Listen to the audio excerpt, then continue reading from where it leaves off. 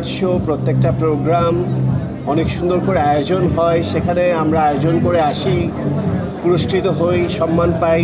Definitely অসম্ভব ভালো লাগছে, অন্যরকম একটা সম্মানিত বোধ করছি। এটা পুরা একটা সারাদিনের প্রসেস, আর 3-4 দিন আগে থেকে তো পোশাক আশাক তৈরির একটা বিষয় থাকে।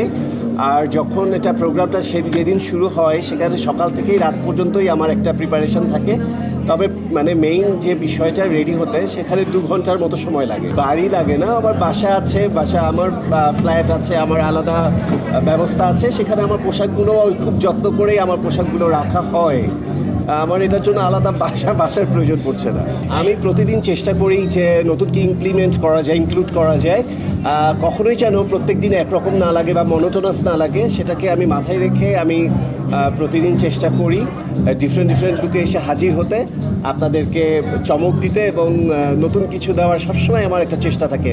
আমি খুব রিসার্চ করে একটা জিনিস রেডি করে দেন আমি একটা প্রোগ্রাম অ্যাটেন্ড করি আর কি। পৃথিবীতে কিছু মানুষ থাকবে যারা কপি করবে, যারা জিনিসগুলোকে অন্যরকম করে বিকৃত করার চেষ্টা করবে।